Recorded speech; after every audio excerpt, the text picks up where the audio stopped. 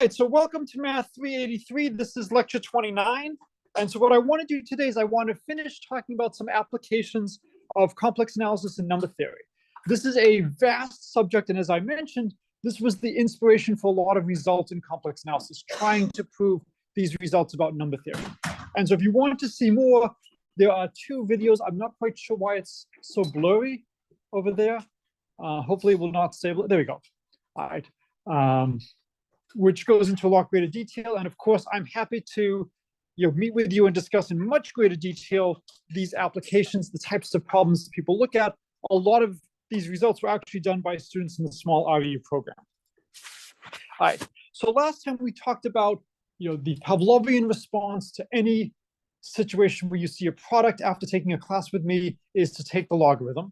And we saw that this helped us understand, and by doing some contour integrals, we were then able to shift the contour, and we want to basically send the contour initially integrating over the line, real part of s is say 1 plus epsilon, where everything converges nicely. We want to move it all the way to minus infinity and just pick up contributions from the zeros and poles of the zeta function, as well as, oops, did I go too far?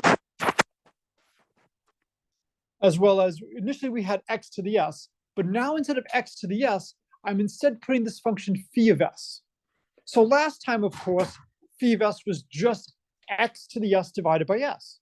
But I could put in different functions.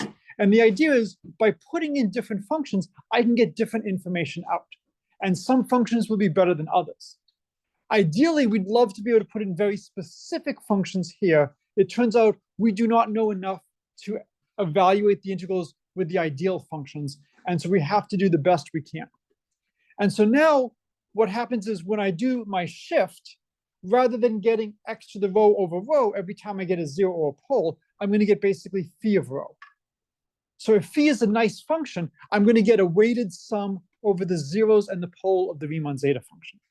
On the right-hand side, instead of getting this function x over p to the s times 1 over s, I now have phi of s p to the minus s. So much of mathematics is about how to look at things. Does anybody know another way of writing p to the negative s? Yes. So we can write it as e to the negative. And so if I write s as sigma plus it, so we're using s is equal to sigma plus it, then what we're noticing over here is this is essentially a Fourier transform of a function related to phi. And so we'll talk about that a little bit more. We've had some problems like that earlier in the semester with homework problems where they've basically said you're doing a Fourier transform. Is there anybody here who views themselves more as a physicist than as a mathematician? It's okay. So you should actually be happy because in my Fourier transform here, I don't have a 2 pi. And this is more of the convention that the physicists use. So you always have to watch how things are being normalized. And so this would essentially be the Fourier transform evaluated at the log of p. And so if you go through and see what happens at the end of the day, when the dust settles, for the Riemann zeta function, I would get a sum over the zeros of the Riemann zeta function is related to certain integrals involving sums over primes. This term over here is coming from the pole. The details do not matter. What matters is I can convert questions about zeros to questions about primes, or questions about primes to questions about zeros. If I have knowledge of one, I can deduce knowledge of the other. This is like the eigenvalue trace lemma. This is the little lemma that you should have seen in linear algebra and had no idea why anybody would care about this. It allows us to transfer knowledge from one situation that we understand to another. Instead of using the Riemann zeta function, we can look at families of L functions. We can look at other L functions. How many of you have seen Dirichlet L functions? I know some people are in the dance of the primes, and so you might see that. And so there, I'll have something in the form Ls chi would be the sum of chi n over n to the s. And I don't really want to go into what chi is, but these are other families of L functions that are very important. They help us study primes and arithmetic progression. We now get a sum over its zeros, rescaled, is related to sums over primes and prime powers. So again, I don't want to go into all the details. just enough to show you why we care about this, why we care about contour integration. Contour integration allowed us to shift the contour towards minus infinity. We show the far left doesn't matter. We show the top and the bottoms don't matter. And we end up getting just the sum of the residues. And we convert that to integrals of primes, or if we have more general L functions, weighted sums over primes. And so for the Riemann zeta function, instead of chi of n, what do we always have for the Riemann zeta function? 1. And so that makes a lot of the sums much easier. We have explicit formulas for summing 1 any number of times. Okay. For other families, it's much harder. And that's where the number theory really comes in. Can you come up with good averaging formulas? And the better averaging formulas you can have for these terms that emerge, then the more you can say about the resulting zeros. So I don't want to go into too much more detail. Just want to quickly go back to the analytic continuation of the Riemann zeta function and just shoving almost everything on the board. We have the completed zeta function. And the key thing going on was this function omega, which was related to this function theta. And when we got the functional equation for the Riemann zeta function, we did a couple of tricks first to take something that worked for the real part of s greater than 1 to work for the real part of s greater than 0. Unfortunately, what I just showed you, we need more than just the real part of s greater than 0. We need to go all the way to negative infinity for the real part. So those tricks I gave you will not be enough to really understand what's going on. We have to push it further. And this leads to a functional equation that relates the value at s and 1 minus s, and it works for all values of s. And the key observation is either this identity involving the theta function or the analog involving the omega function. As omega and theta are so simply related, if you understand one, you understand the other. And the question is, where does this identity come from? One of the best ways to see where this comes from is through Fourier analysis. And Fourier analysis is just such a wonderful topic that I will take the opportunity to have a digression and do some Fourier analysis for maybe a week or so. And the motivation behind what we're doing is we care about the Riemann zeta function. And because we care about the Riemann zeta function, this is going to be one of the ingredients we need to prove the functional equation, which leads to the prime number formula and so many other things. Okay, so we've allegedly been keeping track between Fourier and Cauchy to see who's winning. I don't know what the current count is between the two. It's a little bit disadvantageous for Riemann that we didn't do the Riemann mapping theorem in class, and that was moved to the lectures because that was where Riemann really gains ground. This part we're going to do a tremendous amount with Fourier. So you've seen analogs of Fourier series before. So you've seen Taylor series. And if I give you a Taylor series, the two big natural questions you should be asking is, does the Taylor series converge? And if it converges, does it converge to the original function? Unfortunately, the answers are not always yes. Does anybody remember the truly painful function whose Taylor series does not converge to the function, except at the origin where it's trivially going to converge? It's e to the negative 1 over x squared. Functions like that should not exist, right? Now, if you convert this to e to the negative 1 over z squared, the function, not only is it not differentiable, it's not even continuous. Complex analysis does not allow that to hold. Does anybody remember the key theorem that's basically these two definitions are the same? Analytic is holomorphic. If you have a series expansion, you're differentiable. If you're differentiable, you have a series expansion. That is not the case for things like Taylor series. Now, instead of Taylor series, that involves the functions 1, x squared, x cubed, there are other functions you can use. So there's a couple of key ideas you should glean from every class you take. One of the things you should glean from linear algebra is a huge amount of linear algebra is find a convenient basis for what you're studying. And for different things, different bases are more useful than others. If you are in New York City, in Manhattan, you are a moron if you do not choose your coordinate axes to align with the grid system, right? It's just beautifully structured, east, west, north, south. For other problems, it's not always clear what's the right basis to use. If we have a function that's periodic, so if its value at, say, x and x plus 1, or maybe x and x plus t, where t is the period, if we have a function like that, then sines and cosines, or equivalently e to the I x, or e to the I nx, these become great functions to look at because these functions have nice periodic properties. So the idea is, depending on the system you're studying and its symmetries, different sets of functions might be better to use than others for decomposing.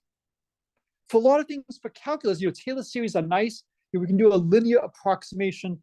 And if you're in a small neighborhood, a linear approximation is wonderful. In a general setting, however, Taylor series may not be the best way to go. And the theory has been extended. There's wavelets, there's a tremendous active area of mathematics all around what is the best way to decompose things.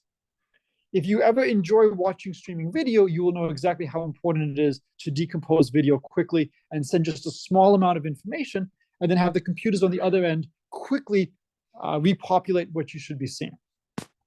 So a lot of this was originally developed by an attempt to understand certain problems in physics. Trying to understand how heat flows. We have some differential equations. We have some initial conditions. What happens as time elapses?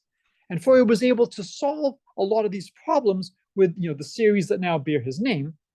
And you can always, of course, ask, well, how rigorous was all of this?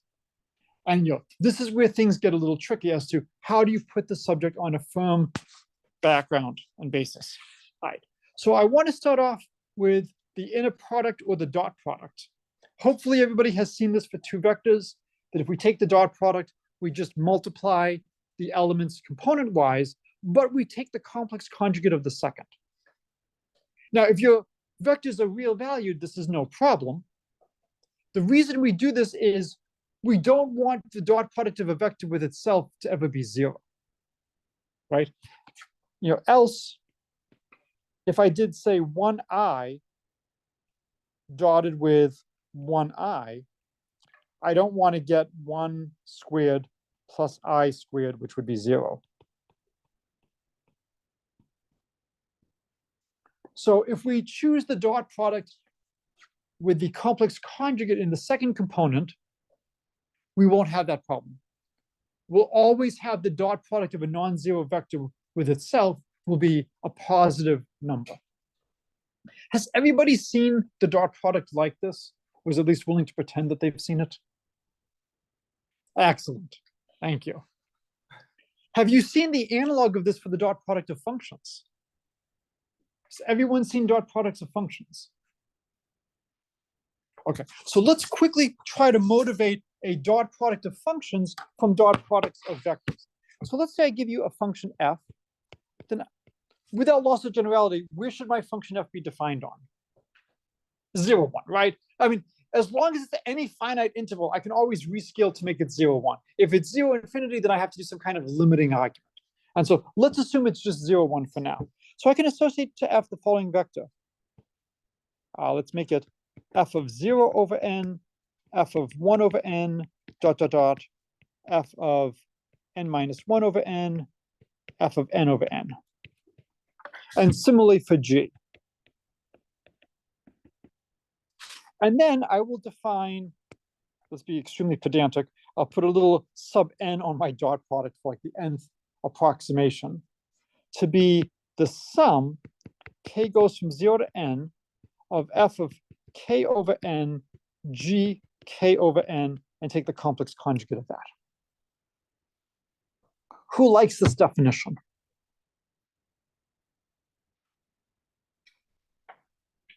I see some people like it. I see some people don't like it. Why don't you like it? I do want to rescale. So how should I rescale this by? 1 over n. So I'm going to put this in red. It's extremely important. Yes. Well, because the problem is otherwise, as n gets larger and larger and larger, this quantity is going to go to infinity. If I take certain functions. If I take the constant function 1 and dot the constant function 1 with itself, then its length is going to get larger and larger and larger the more partitions I take. And so putting the 1 over n is actually very nice, except that's not really where I want to write the 1 over n. Where should I write the 1 over n? Inside, at the very end over here. And now this, has a chance of a nice limit. If not, f of x equals g of x identically equals 1 has, 1 dotted with 1 going to infinity. Now, what would be the limit as n goes to infinity of f dot ng equal? As n goes to infinity, what would this go to? It would just go to the integral. So this would go to the integral from 0 to 1 of f of x g of x bar dx. And now you show that this has all the properties you would want for an inner product to have. That, f dot f, and we'll call this f dot g. So when you have a colon with an equal sign, it means this is a definition. This is how we're going to define the inner product of two functions. And this is a really good definition. It's a nice, yes. Sorry, where's the one? Which one? Here? Well, if you look, we're going from 0 over n, 1 over n, all the way up to n over n. Oh, okay. So I'm assuming initially that my functions are defined on the interval 0, 1. Okay. If they were defined on a different interval, then I would go up to maybe 0, 2, 0, 3. If they go up to infinity, then I would need to have some additional decay on these functions for this to make sense. Okay, so it's because of the scale. It's because of the scale. So I'm assuming initially my functions are defined on 0, 1. So for functions on the interval 0, 1. More generally, you could, of course, do it on the interval minus infinity to infinity. And then for the dot product to be finite, you would need stronger conditions. You would need decay conditions. Right now, if my functions are continuous, that's clearly enough for this to make sense. And it becomes an interesting question of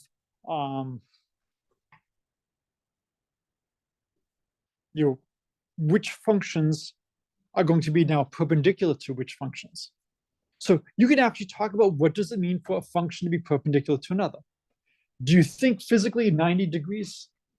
This is why we often use the phrase orthogonal rather than perpendicular. So this is a generalization. And so we would say two functions are orthogonal if their dot product is 0. So can anybody give me an example of maybe two interesting functions that might be orthogonal? Sine and cosine. So let's check.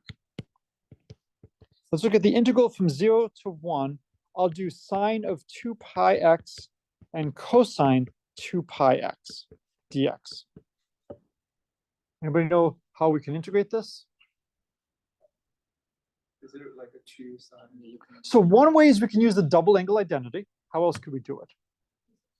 We could do u substitution because one of them is the derivative of the other. Integration by parts. Plenty of ways to do this. I'm going to choose to do this as this is just the integral from 0 to 1. I'll put in a 2 and a 1/2, so it's going to be 1/2 sine of 4 pi x dx.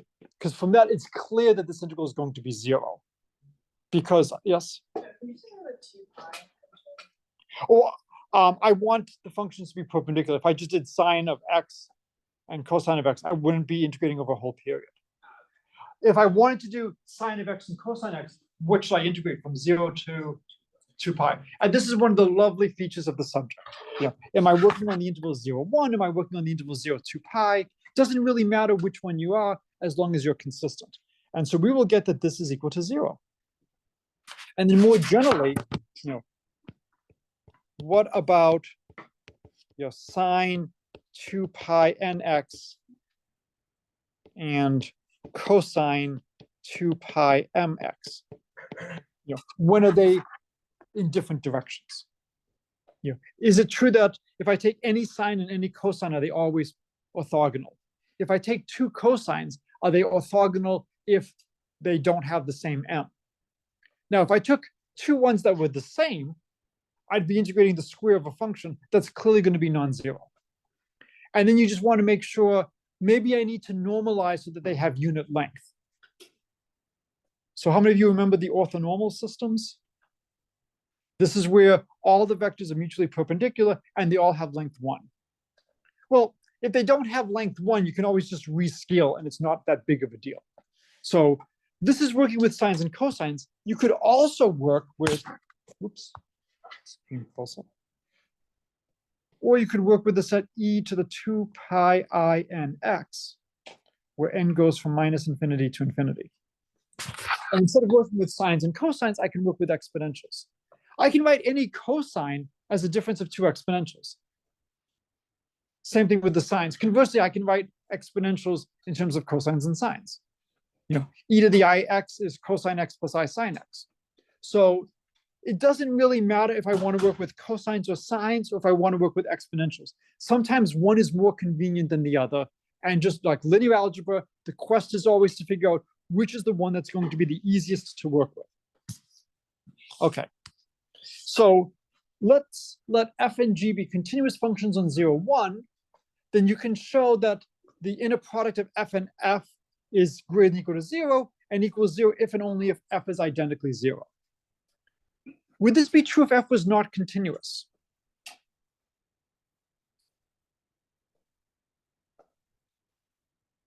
Could you have the integral of f with the complex conjugate of f being 0 if f is not identically 0, but f no longer has to be continuous? Yes? You can just, I lost it, I just pick 1.2 greater than Yeah, exactly. I can just change the value of the function at one point. I could even change the value of the function at finitely many points. If I'm potentially, I could even do it at countably many points. Could you do a measure 0 set? So if you know measure theory, you could do it on a set of measures 0, and then this would no longer be the Riemann integral, it would now be the Lebesgue integral. And this is why it would be nice to someone know some measure theory, but it's fine. So if my function is continuous, it's good to try to prove that it's 0 if and only if f is identically 0. The next is if I switch the orders of f and g, I'm just taking the complex conjugate of what I have. And then the last is this nice kind of linearity. If I have AF plus BG, this is essentially the distributive law. It's going to be A times the dot product of F and H plus B times the dot product of G and H. So that we can deduce what the inner product is of complicated expressions by reducing it to simpler ones and just building it up. Okay, so the next statement is two continuous functions on 0, 1 are orthogonal or perpendicular, because we can be a little bit informal, if their inner product is 0. And so just going through the calculation, exactly as you would expect, if I take two functions e to the 2 pi I m and e to the 2 pi I n x, they will be orthogonal if m is not equal to n. And I've chosen things carefully so that the integral will be 1 if m equals n. So we now have to essentially just do the integral of e to the 2 pi I m minus n x. One way to do this is, of course, to break this up as to cosine plus I sine, and we can just do this now with standard real techniques. If m does not equal n, we have an integer number of periods, so it's clearly going to integrate to 0. If m equals n, then we're just integrating the function 1. Now, if you're looking very carefully, you'll notice I wrote from -1/2 to 1/2. I don't care.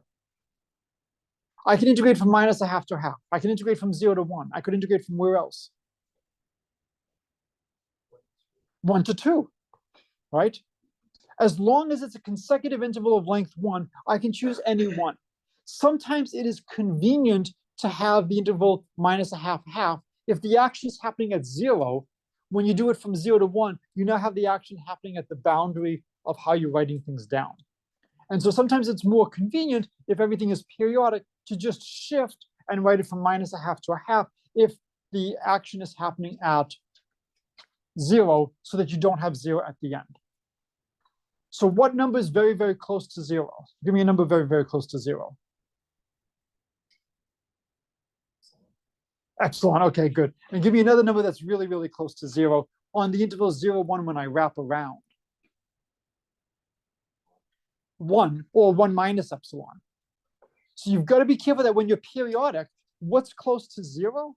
Anything a little bit to the right of 0 and anything a little bit to the left of 1, because we're wrapping around because our function's periodic. So if the action is happening at 0, it's sometimes better to just write it going from -1/2 to 1/2. Okay, and then there's a lot of different definitions and properties. So the first is periodic, which you've hopefully seen many times. A function is periodic with period a if any input f of x plus a is just f of x. So every time we increase by a, we get back to where we started. Okay, so if f is continuous and periodic with period 1, we're basically just normalizing things. If it's periodic, why not adjust it to have period 1? Just make your life easy. And now we define the nth Fourier coefficient, and we'll call it f hat, as follows. So f hat is the inner product of f with the function en. And just writing this out, since en of x is e to the 2 pi I n x, when we write the integral, we're going to have a negative sign here because we're taking the complex conjugate. So I define the Fourier coefficients as the dot product of f with the basis vector en. It's telling me how much do I have in the direction of en. Okay, so if you want, we can think of ourselves as now working in an infinite dimensional space. Did you do any infinite dimensional spaces in linear algebra? Maybe like spaces of polynomials? Okay, you might have seen this potentially in abstract algebra. And so what we would love to say is, look, we've got infinitely many ens. Take the projection of f basically in the direction of en. Build an approximation to f by summing all these projections in those directions. And then hope that that equals your original function. So there's a couple of problems here. The first is, do we have all the directions? Are the e 2 pi I n x's, is that everything, or are there other directions as well? So that's the first issue. Then the second issue is, just because we write down a sum does not mean that the sum converges. And so what properties of f are needed to ensure that the sum will converge? If I give you a function f that is a finite sum of e to the n x's, well, that shouldn't be too hard to show that the process will work. If you're a finite sum, if I take any n that's not in the finite sum, the dot product will be 0, the terms won't exist, I'll have a finite sum, everything will converge. So that trivially tells you that there are at least some functions where things will converge, but these are boring functions. These are essentially finite trigonometric polynomials or finite exponential sums. If I give you a continuous function, is that good enough? If I give you a function that is, measure theory, continuous except on a set of measures, stuff like that, how far can you push this and still have convergence?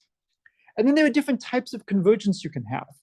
If you converge at almost every point, and there's one point where you don't converge, is that a big deal?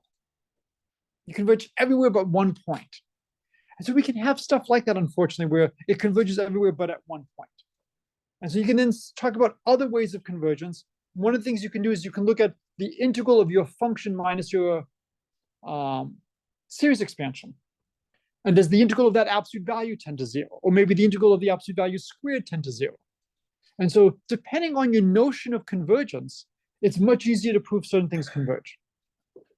Okay, and so now one of the exercises that you should do, and again, I'm trying to just leave these as exercises for you to go through, is show, look, take your function, subtract off the Fourier coefficient times the vector en, and then show that that has a dot product of 0 with en. Because basically, we've thrown away how much we have in the direction of en. So when we do that, it makes sense that we should have nothing left in that direction.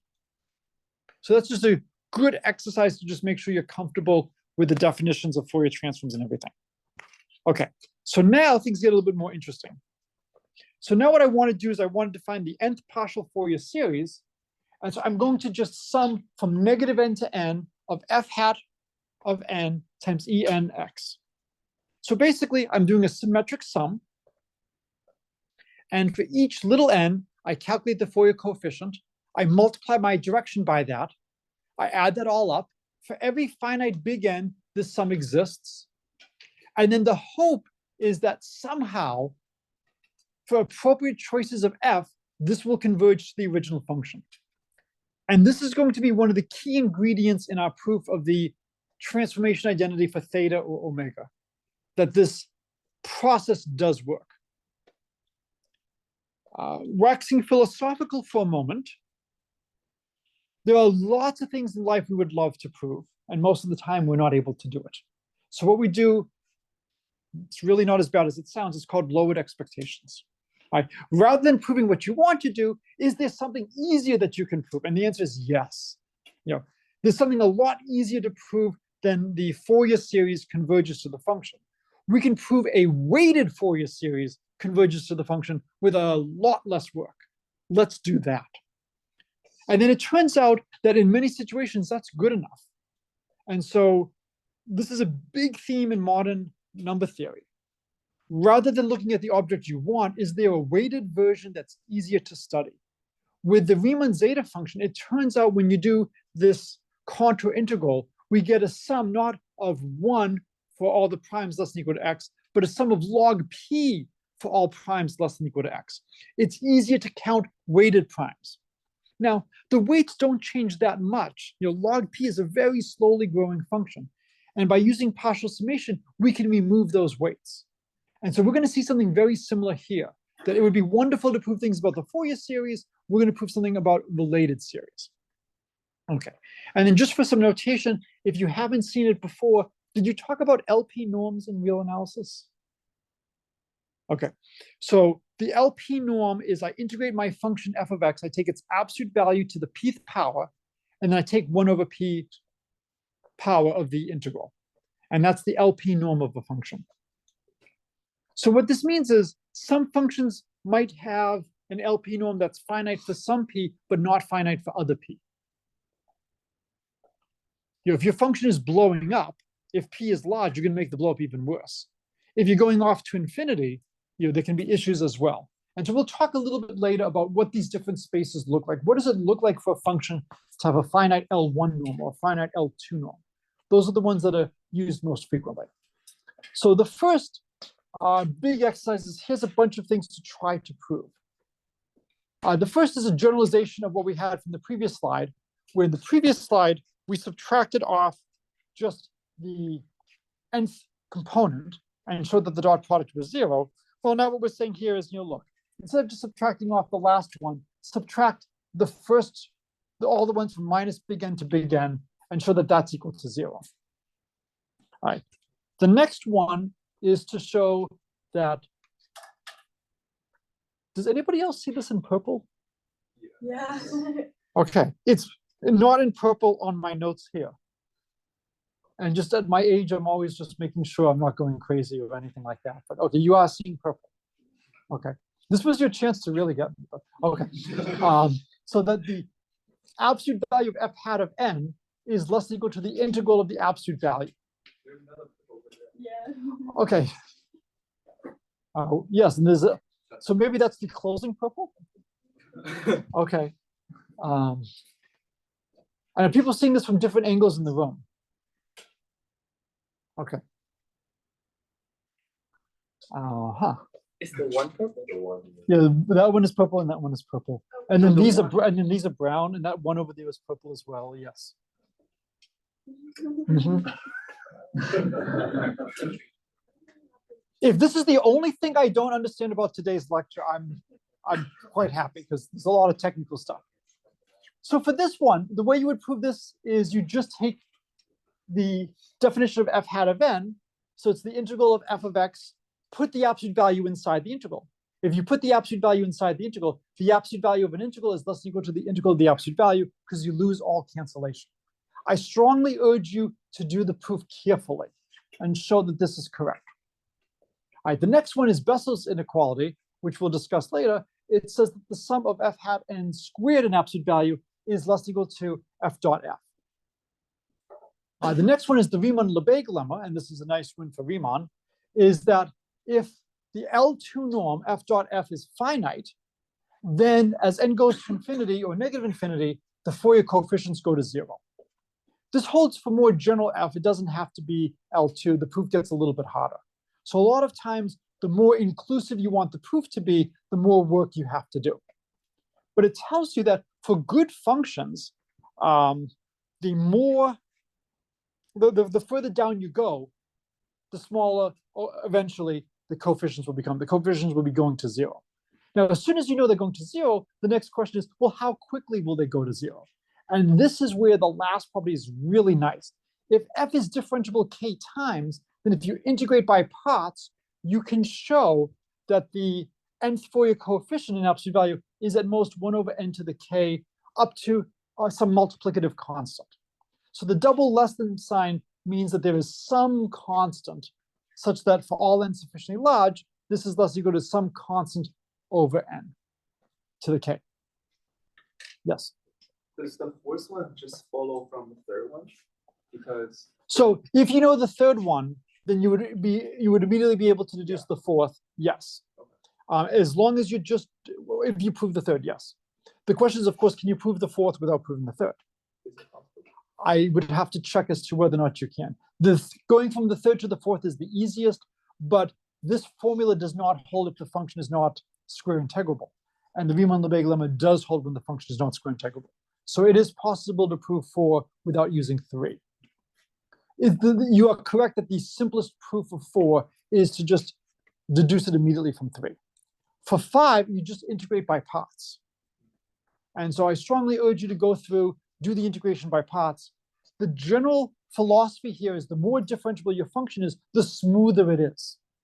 And the smoother it is, the better decay it has. So if you're twice differentiable, if you're thrice differentiable, then you're going to have reasonable decay in terms of the Fourier coefficients. Okay, so what I want to do now is I want to give some examples of functions that are in L1 or L2, depending on maybe what intervals we look at. The natural question is always, which sets live inside which other sets?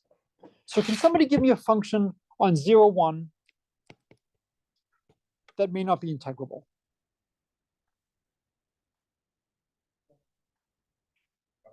One over One over n.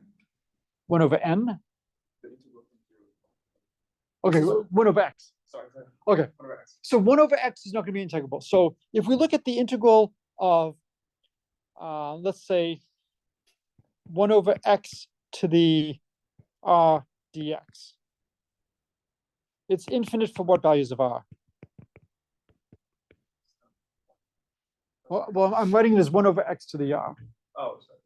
So which values of r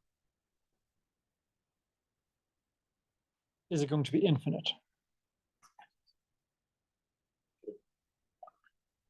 So for negative infinity, less than r, and how high can we get r and have it still be infinite?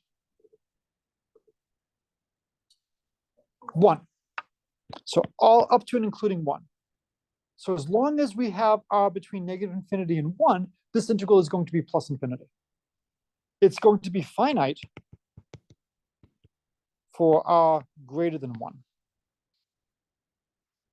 Right? So consider f of x equals 1 over square root of x. Okay? Then we would say f of x is in L1 of the interval 0, 1.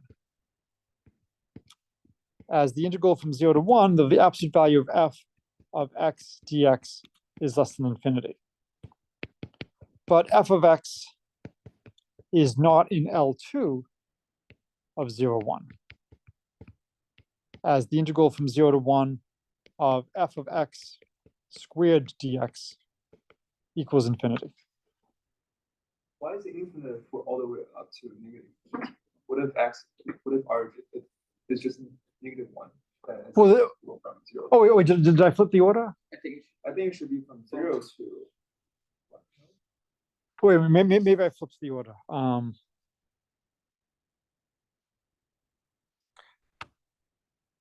If r is equal to negative 1, then Okay, so if r is equal to negative 1, then you're just integrating x, and then everything is fine. I think So wait, okay, so if r is equal to 2 or 3 or 4, okay, so if r is, so I think it was said the wrong way. I'm sorry. We're on 0, 1. So I think we want it this way. Thank you. We want infinity greater than r greater than equal to 1. Yeah, let's just do this out. 0, 1. And so if we integrate this, we would get, we would have x to the minus r.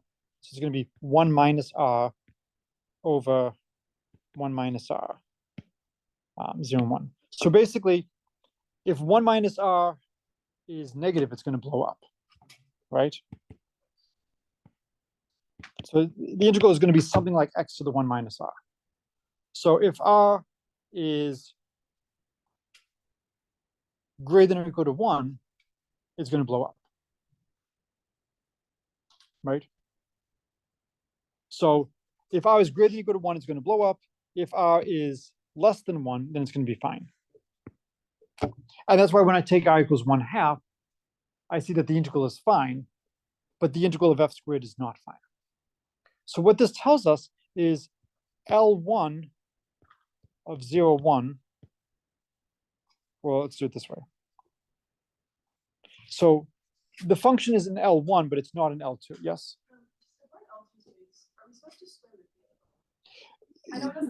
Well, right. If you want to take the L2 norm, you take the square root. But if I just want to see, is it an L2, I don't need to take the square root. I just need to see, is it finite or is it infinite? So here is L1. Here is L2 of 0, 1. Do we have a function that's in L1 but not in L2? Yes. So we know that L1 of 0, 1 is not contained in L2. What about the other way? Is L2 of 0, 1 contained in L1 of 0, 1? So we know the integral of f of x squared dx is finite. Okay, here's one of my favorite identities. I claim f of x in absolute value is less than or equal to f of x squared plus 1. Why is this true? So you could appeal fancy inequalities. Yes. It's just like positive on the left. Like just intuitively. Yes. The norm of f of x is between 0 and 1. Good. The square is smaller, but then you're adding plus Good. So if the absolute value of f is less than 1 in absolute value, then the 1 beats it. If it's greater than 1, then f of x squared beats it. So if the absolute value of f is less than 1, we're okay. If the absolute value of f is greater than 1, then f squared is greater than or equal to f. So this inequality is true. So now we have the integral from 0 to 1 of f of x dx will be less than or equal to the integral from 0 to 1 of the absolute value of f squared plus 1 dx, and that's finite. So yes, it's contained. Notice that the key fact here is that this was a finite integral. It's a finite interval. Because it was a finite interval, it wasn't bad to have this extra plus 1 here because I'm integrating over a finite region. So on a finite region, we know L2 is contained in L1. But if it's an infinite region, we do not know that. It is always important to get a sense of how strong are your assumptions, how strong are your restrictions. I have seen proofs of Fermat's last theorem which follow by assuming Fermat's last theorem. And this, of course, it's not a direct proof. It's a very long, circuitous route before they finally get back to Fermat's last theorem. If you assume enough, it's not so hard. One of the big pushes is always this minimalist philosophy. What is the smallest amount I need to assume to get my argument to work?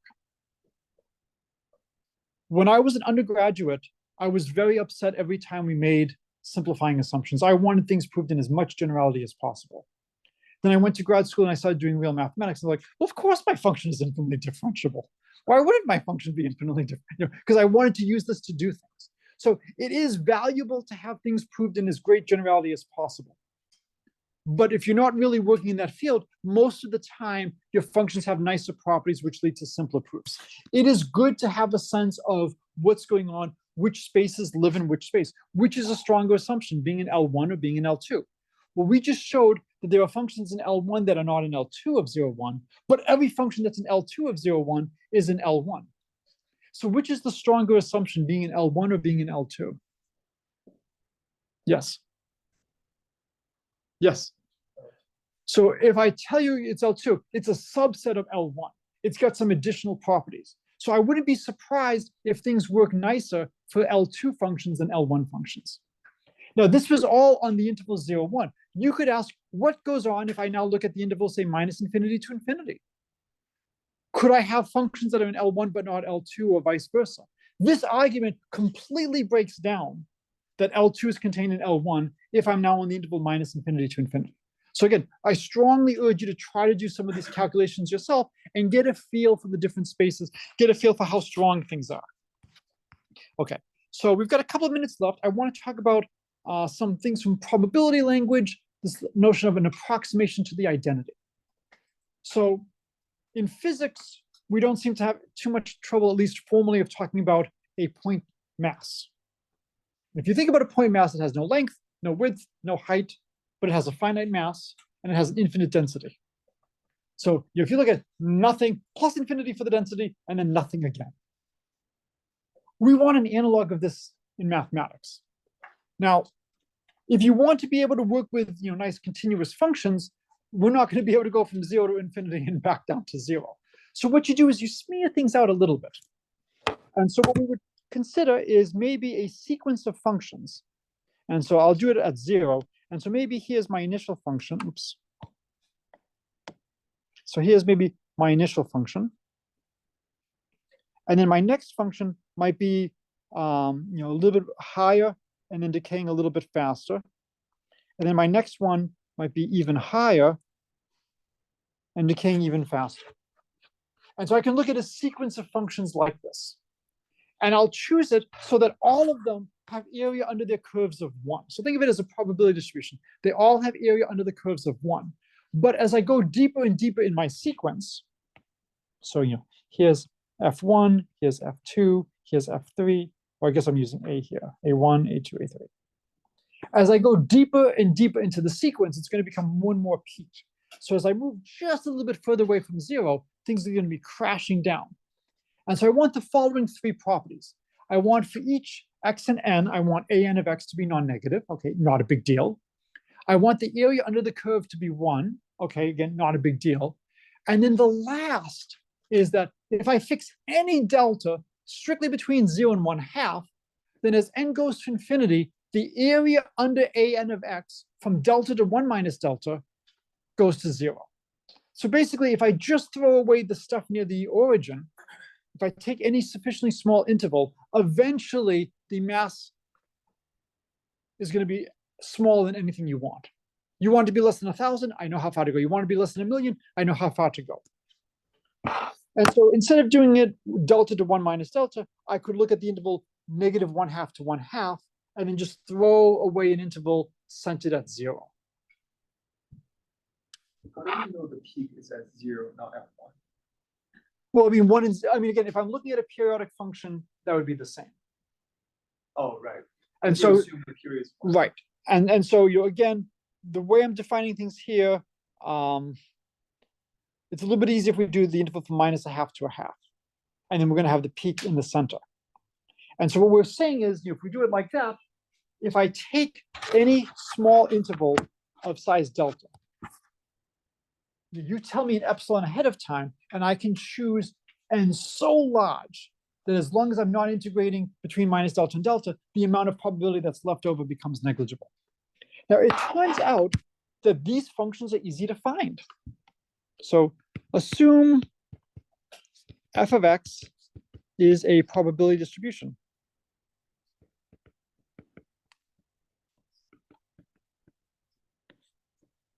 So in that case, f of x is non-negative, and it integrates to 1. And then what we can do is, let an of x, let's see if I can do this properly, f of x over n times 1 over n. What will that integrate to? That will integrate to 1. I've just changed variables. Now, is this a good way to change variables? Well, if my function was large, well, let's say my function was 1 at 0. If I look at this as my definition, wow, x could be of size square root of n, and I would still be essentially at 0. This function is not going to work. This would not be an approximation to n. This is going to spread things out. So looking at x divided by n is a terrible, terrible thing to do. And so instead of looking at x divided by n, because now for that, if I took x as large as square root of n, I would have f of 1 over square root of n. No. What should I do instead? What should I look at instead? I'm sorry, times. So if I look at n times x, and I would put an n over here. Now if x moves just a little bit away from the origin, I've now multiplied by n, and if my function has to have some decay, wow, I'm so far away from the origin, I've got tremendous decay. This will give you an approximation to the identity.